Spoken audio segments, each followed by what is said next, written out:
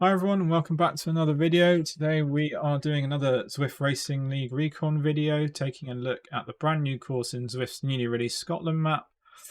This is in preparation for the last race of the current round of the Zwift Racing League on Tuesday. So yeah, we're going to have to race on Valentine's Day, so I hope everyone's got something extra special planned for their partners after they finished racing. So, as I mentioned, this is the new Rolling HIghlands Course, which I did in stage 8 of the Tour de Zwift.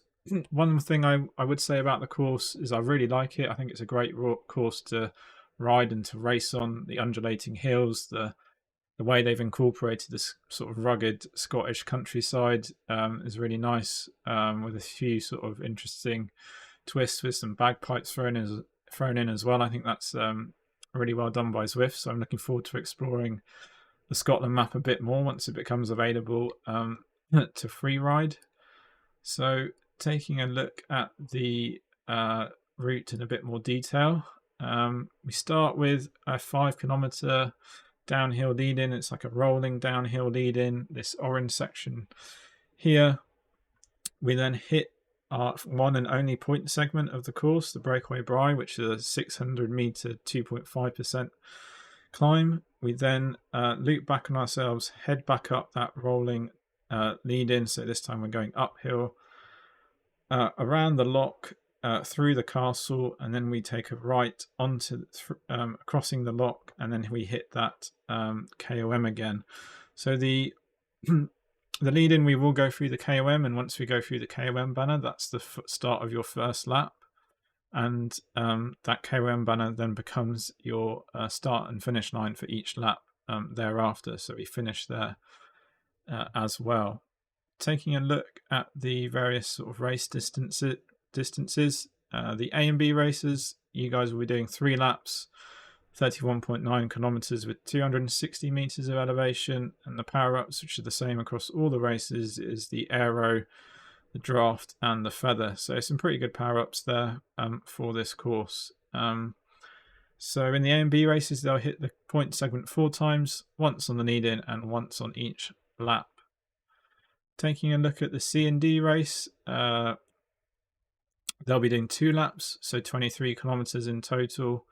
Same Powerups, Aero, Draft, and Feather, and then hitting that point segment 3 times, once on the lead in and once on each lap. So diving straight into the race footage then. Once you come out of the pens, you'll take a left-hand turn, and then you are onto the main part of the course. You will go through a banner at this point. This doesn't have any sort of consequence in terms of the points or lap start or finish point. It's simply another banner on the course, but you will pick up a power up, so that is something to be aware of. So you will have a power up for the first time going through the Breakaway Brae, the points segment. One thing to be aware of is this this downhill section is a rolling downhill, and as you can see in this group, this front group is pushing the pace quite a bit, and we do actually end up splitting the group, so it is possible to get dropped on this downhill section if you're not paying attention. So just make sure that coming out the start, as always with Zwift races, that you're sort of pushing quite hard, trying to position yourself as near to the front as possible. The last thing you want is to get dropped before the race has really begun, and you know, all those hopes of getting points go out the window in the first couple of minutes. As I said, the first KOM comes at the 4.5 kilometer mark. So up until that point, you just want to be staying in the draft, not worrying too much about making any attacks, just saving those legs as much as possible for the first time through that KOM banner. So it is that KOM and point section is quite a tricky one to get right, I think, because it's 600 meters with a uphill sort of drag, which means it's not quite a sprint, but it's also not really a climb. So we're just coming to it now. It starts off around 2%, and then as you come around this corner, it goes up to 6-7%. So this is the steepest section, and then it levels off a little bit, sort of 2-3%. And then it kicks up again for the last few hundred meters before leveling off just before the start and finish line of the lap. So yeah, it's a tricky one to get right. The timing's difficult. If you go too early, you'll get rolled by the group. If you leave it too late, you won't be able to get past the core bunch of riders. So once we go through that banner, that marks the, as I said, the start of our lap, and we cut back across the bridge over the lock and then head towards the roads that we did do on the lead-in, but we do it in the opposite direction now. So now it's a rolling uphill rather than a rolling downhill. And I don't expect much to happen on this section in the first couple of laps in the A and B races. The rollers aren't really steep enough to launch a sort of a long range attack, and there's too much of a draft really for the group to take advantage of. So it just makes sense to sit in, rest, recover, and wait for that climbing section to come in and just enjoy some of the scenery. You got this magic roundabout, so yeah, just enjoy the scenery around you if you can. One thing I would say is we do go back through that banner.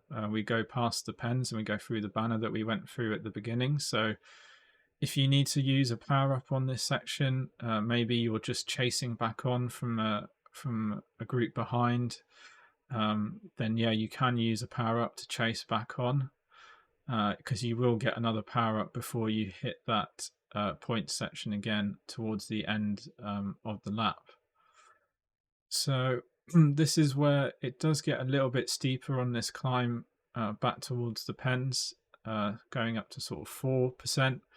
And I reckon later on in the race, on the last lap for each race, it's possible that a team could launch some sort of attack here, which I'll come on to a little bit later.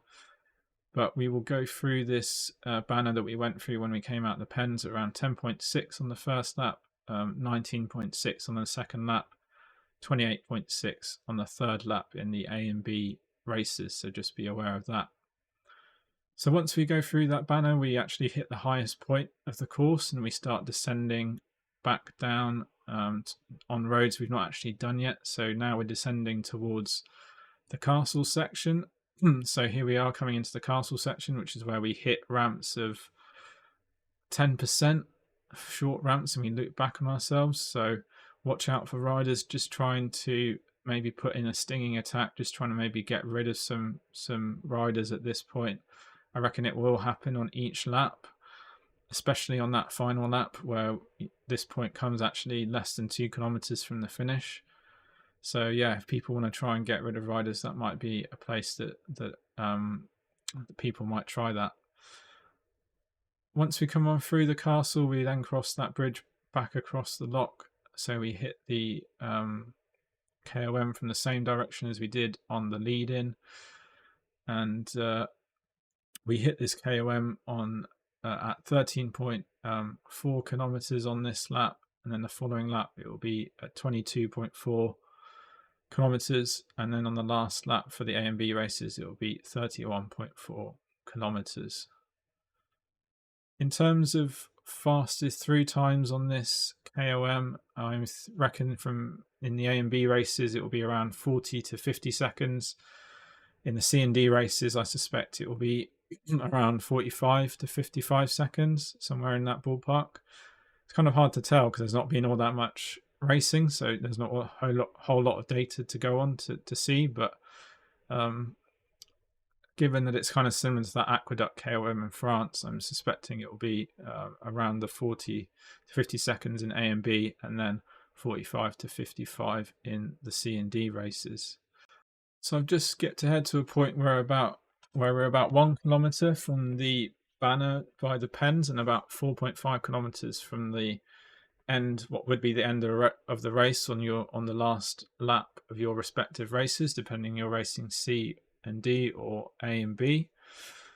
So this is where this climb back towards the pens does get a little bit steeper, eventually going up to around 4%. And I reckon that if you're a team of sort of maybe stronger climbers, not necessarily sprinters, but you've got good 5-minute FDP, this is not a bad time to try and launch some sort of team attack. Maybe lay off the group that you're in and launch a sprint through the group. Try and get as big a gap as possible as fast as you can. and just see if any riders come with you. Try and have at least 3 riders from your team doing it. You don't necessarily want to be out on your own. You can use a power up on this attack as well, because you'll go through this banner and pick up another power up, and just go as hard as you can for as long as you can until you hit the descent back towards the castle that we're just coming onto now. And then on this descent, you will just want to monitor that gap, not push too hard, but just see how quickly that group is catching you. They will come back to you somewhat.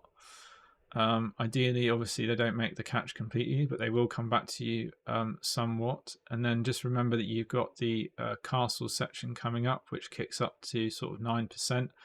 And on that section, you basically want to be sprinting as a small group as hard as you can to try and extend that gap over the group. Because once you come out of this section, you've got 1.6 kilometers to go, or a mile to go. So yeah, any gap could be could make it quite a good move. It's going to be a hard one with all the descending, but you never know. If no one's attacked and you're just in the group and everyone's sort of cruising to the finish, again, watch out for that section. It could be a place where people try and drop riders, go really hard through that section. After that, you're going to descend a little bit, and then we go back over that rocky bridge back towards the KOM for the final attempt through the Breakaway Brae in that point segment to the finish. So really, you just want to be, if you're staying in this group and there's not been any attacks, you just want to be drafting and waiting for the right moment to attack. Meanwhile, if you have attacked early and tried to break away and you've got that break, then at this point you're just burying yourself to the line as much as possible.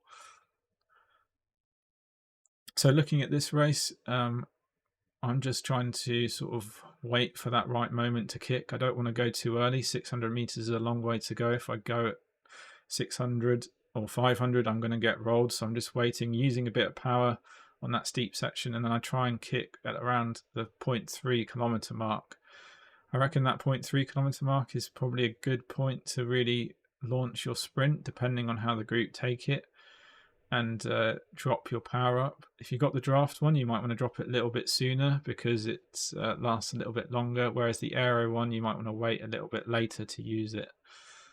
If the group go early, then unfortunately you just have to go early as well. If you wait, unless you're an absolute beast of a sprinter, if you wait too long and everyone's gone early, you're going to get left behind, and you're not going to be able to overtake them. But timing is going to be quite important on that section.